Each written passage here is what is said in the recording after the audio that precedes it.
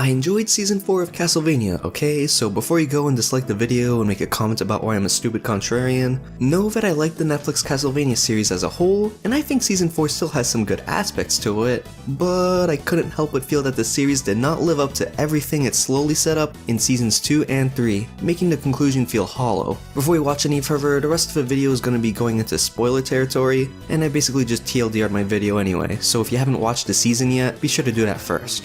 Now, let me elaborate on what I mean when I say that the conclusion feels hollow. Throughout seasons 2 and 3, Isaac and Carmilla are set up to be the next big antagonistic forces of a series, with their schemes to build up an army or empire. Most of season 2 was dedicated to setting up these characters and their future roles, with Carmilla conquering spots in Europe with power vacuums, and with Isaac slowly accumulating an army and continuing Dracula's plans to eradicate humanity. This made it feel like that the Castlevania universe was evolving to the point where there wouldn't just be one simple issue for a protagonist to whip away. Having multiple antagonists that could potentially clash against each other or Trevor and the gang is what kept me up at night thinking about how things might come together in Castlevania. However, after all that build-up, it kind of just gets resolved and shelved in season 4 for Saint Germain and Death's story threads, the latter of which has no real build-up and is just randomly there.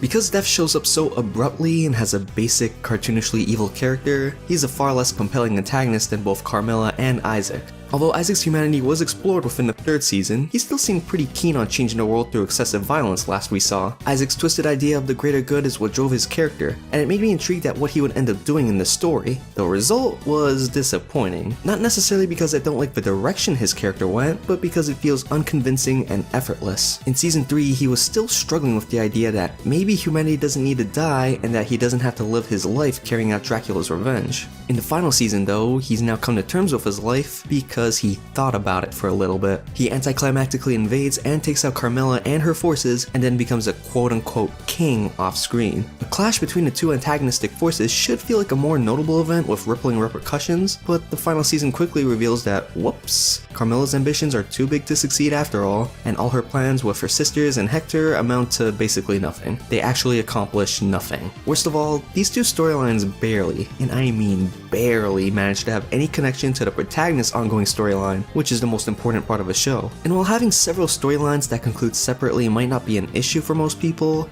I personally dislike how disjointed it feels. Isaac and Carmilla were set up to have roles that could reshape the whole continent, to potentially be the next big bad guys after Dracula, but the only thing that amounts from all that setup is a fight between the two and some hasty characterization for Isaac. It feels like the producers of a show were given a mandate to A, conclude the story with a neat little bow tie in one final season, and B, to have Death be the final antagonist of a show. Either that or, I don't know, they got sick of making Castlevania. The allegations against the writer of a show might explain why Castlevania was finished so abruptly. Underwhelming conclusions plague most characters that aren't Trevor or Sypha. Season 3 showed Alucard struggling with his isolated nature as he's betrayed by humans who view him as only a monster. Now, Alucard magically no longer has that issue after just one scene. If Alucard's subplot in season 3 was removed, nothing would change about the overarching narrative and his own character. He'd have a slightly less tragic life, I guess. Hector was literally enslaved by Lenore with the power of her box, but that too amounts to nothing. He's actually better off this season than he was in the last. Although Lenore's dilemma of suffering under Carmilla's overambitious plans could have been an interesting development for both Lenore and her relationship with Hector, it ultimately amounts to, again, nothing for the both of them since Isaac just makes short work of Carmilla anyway. Also, when Hector ends up trapping Lenore, why doesn't she just order or command Hector to free her from the trap? The ring is supposed to make Hector be loyal to the vampire sisters or else, and yet even the sex slave ring that was Hector's punishment for thinking with the wrong head has basically zero consequence or relevance for the character. It also feels like Lenore kinda just exists in this season to be a sympathetic character that dies by the end of it, just so that the ending isn't too happy. The other two vampire sisters are just written out of the story, and they have nothing interesting to do aside from Strega having a well-animated fight scene that could be taken out completely and have no effect on the narrative. It's just a completely unnecessary fight with no stakes. Although to be fair, the other seasons are kind of guilty of having scenes like that as well. The only character that I can say had their storylines progress in an interesting way would be Saint Germain's. Building off of his obsession with reuniting with his friend and putting an antagonistic spin on it was an interesting direction for his character to take, but unfortunately it's rushed like everything else in the season. No one expected him to be the central antagonist out of all the previous candidates. Heck, Saint Germain wasn't even a candidate before. He doesn't really get to reunite with Sypha or Trevor as an antagonist though, and the potential drama and character development that wasn't realized with that scenario makes me sad. There's only so much you can build up and develop in a rushed 10-episode finale.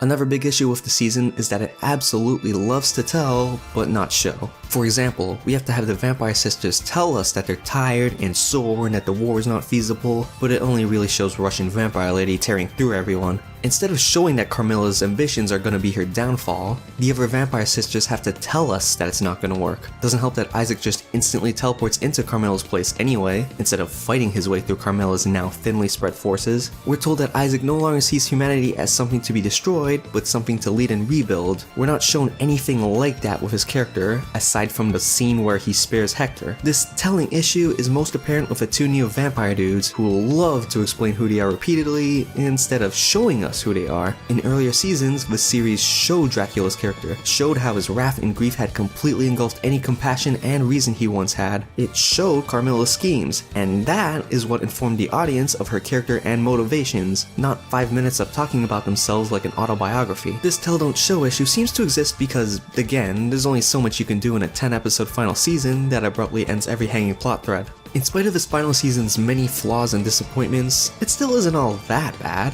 It's just faced with the impossible task of resolving everything that the series has built up. It doesn't help that Season 3 didn't exactly start leading the story threads to a conclusion that could be told just one season later. The character writing is still mostly enjoyable, and Trevor, Sypha, and Alucard are as charismatic as they've always been. The pacing of the episodes themselves is an improvement over Season 3's agonizingly uneventful and repetitive pace, and the action scenes are still as jaw-dropping as they've ever been. Seeing Trevor utilize a cross and even the holy water sub-weapons was super exciting as a fan of the games, and the way they used to change up a fight scene is incredible. There's even a cheeky reference to Lords of Shadow in the final episode. I also kind of like that the villains succeed in reviving Dracula, but thanks to our heroes, he's brought back with his wife to live a happy life. And I think it's kind of a cute subversion of expectations. If Isaac's character arc didn't end and this wasn't the final season, it would actually be interesting to see a revived insane Dracula interact with his Forge Masters. As of now, Netflix's Castlevania is still easily the greatest TV adaptation of a video game franchise, and it's gonna take a lot more than the last 2 seasons to take that title away. If they really wanted to ruin the series for good, they should have pulled a Konami and made the show about pachinko instead.